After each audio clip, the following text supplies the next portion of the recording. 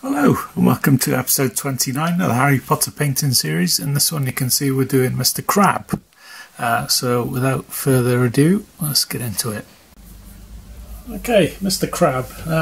As you can see, we made a substantial start on Mr. Crabbe, but don't worry, if you watch the previous episode of Mr. Goyle, that'll cover the jumper, the trousers, the tie, the collar, and everything but the face really. The face is covered by episode 17.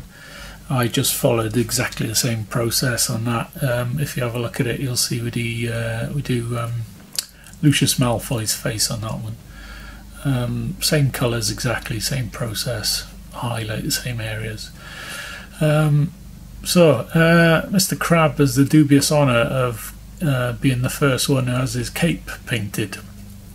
So, I wanted to change the colours slightly. I didn't want to go German grey because I wanted to keep the trousers, as a uniform. I wanted to keep them a charcoaly grey because it reminded me of my school trousers. And so I've gone for a darker colour. So I'm using this one from scale 75 Fantasy Games colours in the Shades of Doom set.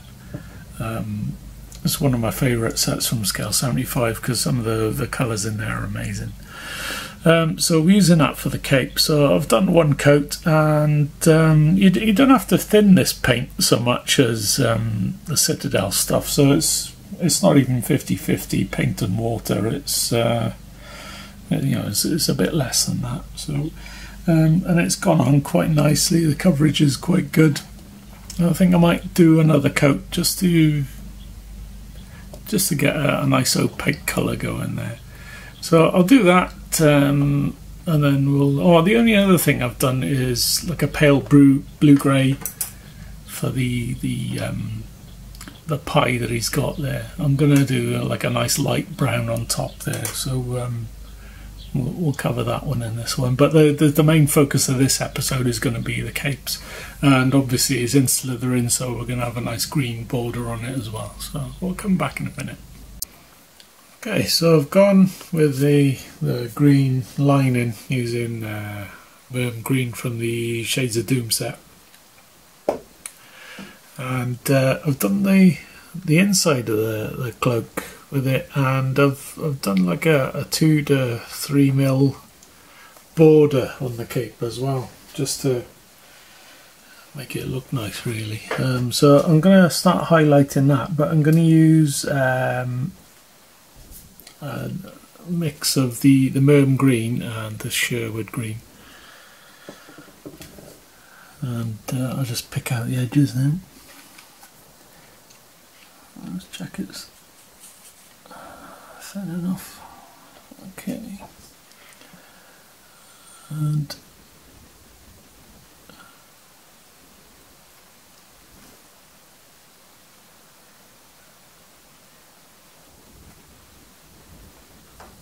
going to pick out each edge really, and let's go down the side.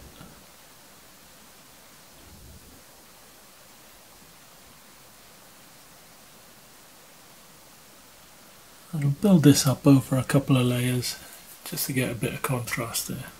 Okay, so that's about 3 passes with the 50-50 mix. I'm ready to go on to the Sherwood green on its own now. It's the same deal, working on the edges, so it's the edge of your brush.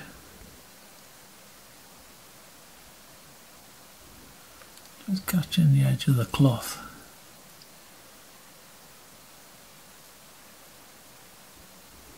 And again, this may take a couple of passes just for it to actually get picked up. So both of those folds in there as well.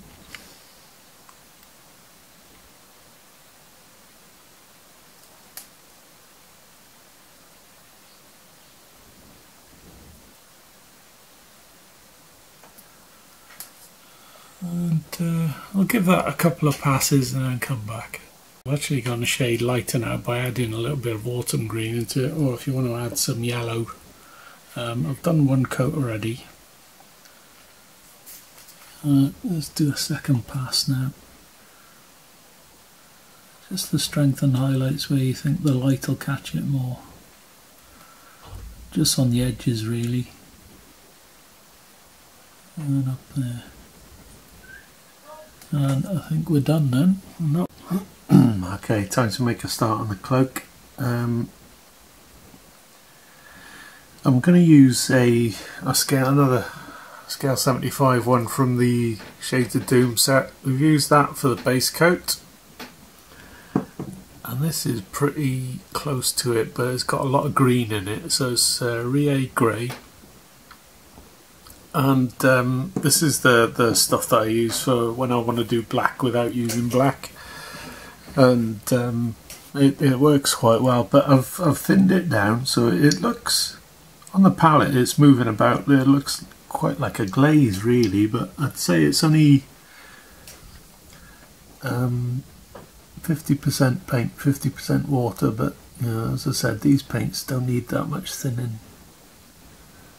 And all I'm doing is layering on the raised curves. So if you can see that one coming out there, so I'll come down about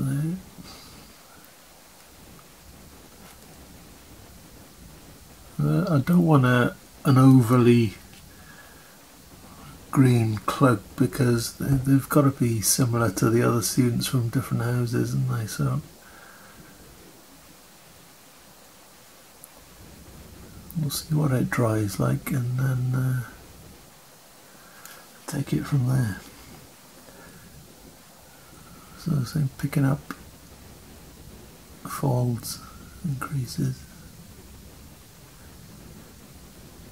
Let me get the point back on my brush, hang on. I'm using an old Rosemary and Co. They're okay to start, but once they lose the point they're not great. So I prefer my Winsor and Newtons.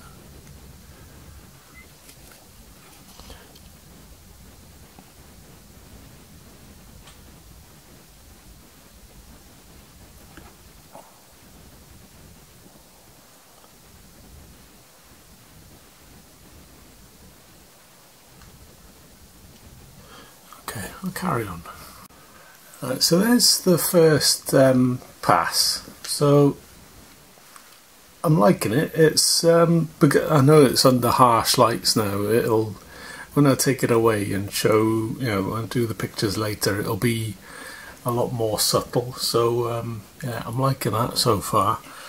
I'm going to do another pass, and this time I'm going to blend it out a bit. So I've mixed a 50-50 from the base coat and this green, or greeny grey.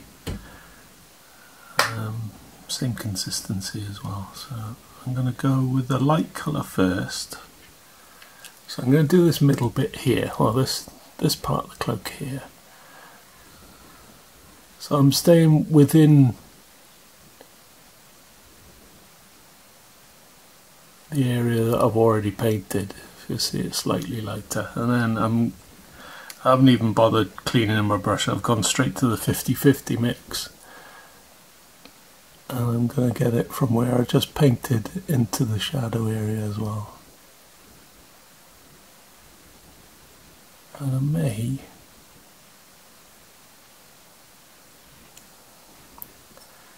dip it in some water. I'll just help it blend there. And now I've got the base coat now.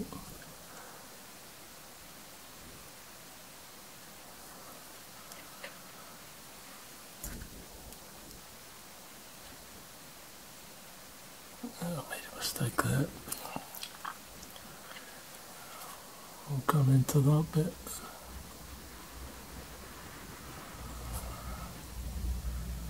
So same again, got my 50-50 mix now.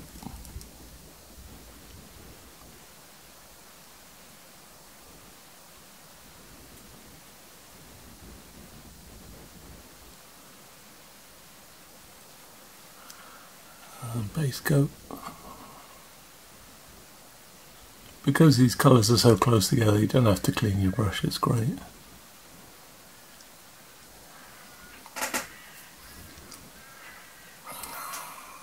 Okay, so I've applied that technique to the rest of the robe, but I particularly like the back. It's nice and subtle, and I like subtle rather than stark.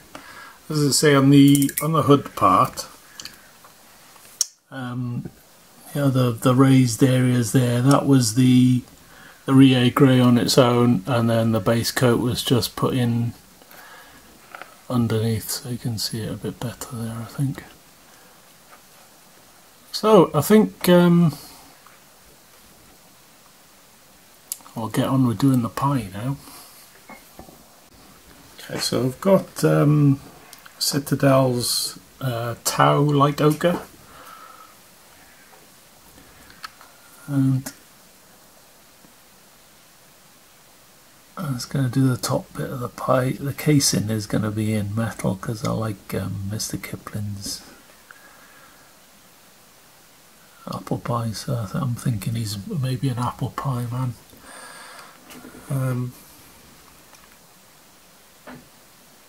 So yeah, I'll do the top off camera.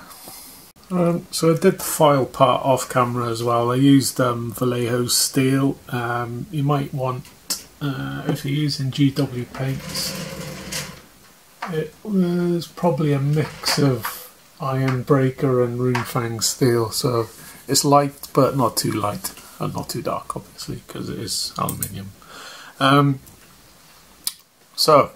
I've got a really thin bit of scrag brown, and what I'm going to do is a line in between the pastry and the casing. So I'm just going to turn it on its side. Hopefully it's still in frame and maybe not in focus.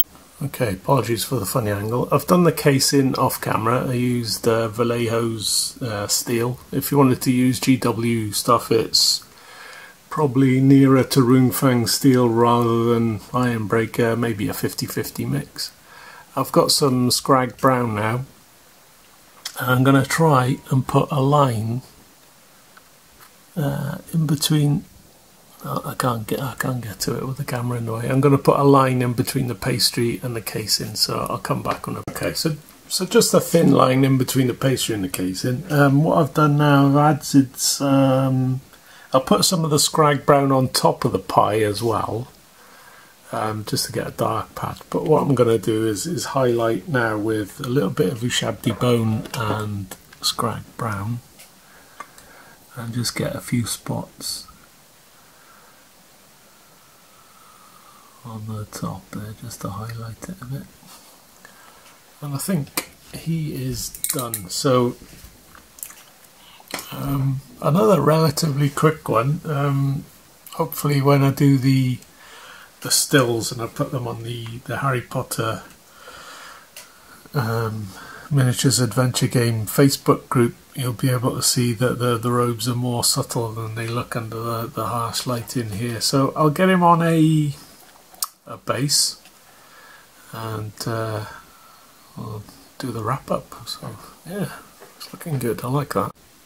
So Mr. Crabbe is done there on his base. Another one off the list. Really happy with the effect on the cape. I just hope you can see it. So it's quite a subtle effect when you hold it in your hand and have a look at it. It's quite nice. So